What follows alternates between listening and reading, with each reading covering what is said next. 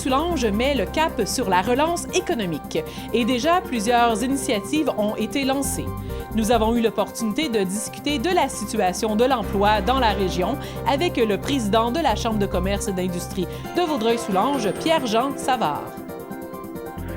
Bien, écoutez, je pense pour bien répondre à votre question qui est très pertinente, il faut faire un retour en arrière de 6-7 semaines où, sur le bout des lèvres de tout le monde, c'était la pénurie de main-d'œuvre. On se souvient, là, pas seulement dans Vaudreuil-Soulanges, mais partout au Québec, en Amérique du Nord, on avait de la misère à trouver des employés. Beaucoup d'emplois étaient disponibles.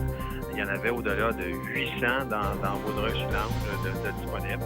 Donc, c'est pour ça que la CCIVS, avec d'autres acteurs du milieu, avait entrepris des initiatives comme employeurs de qualité.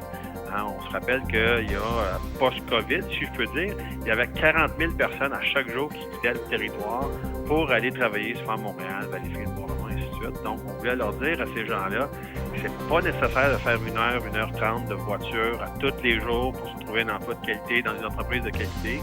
Et en plus, maintenant, on a 4 entreprises qui sont certifiées emploi remarquable. Donc ça, c'était une partie. Il y avait aussi Passeport emploi qui avait été revampé en même temps que l'initiative d'employeurs de qualité. Les deux sont maintenant sous la gouverne de Synergie Vaudreuil-Soulanges.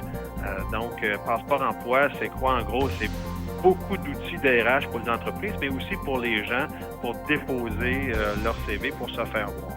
Donc, ça, c'était des outils, des initiatives qui avaient été lancées.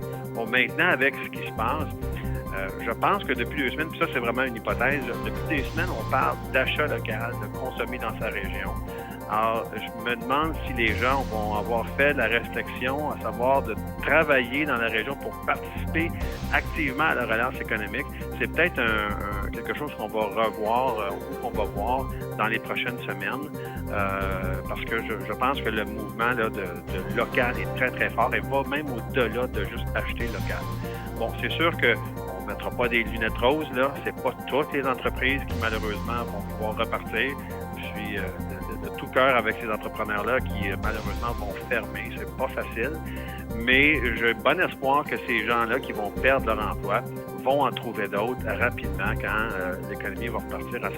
Parce que dès maintenant, il y a beaucoup de demandes au niveau agroalimentaire, transformation alimentaire, et ça n'est qu'un début. Donc, j'ai vraiment bon espoir que tout ça se replace et que les entreprises, il va falloir qu'on soit encore créatifs pour attirer du monde dans nos entreprises.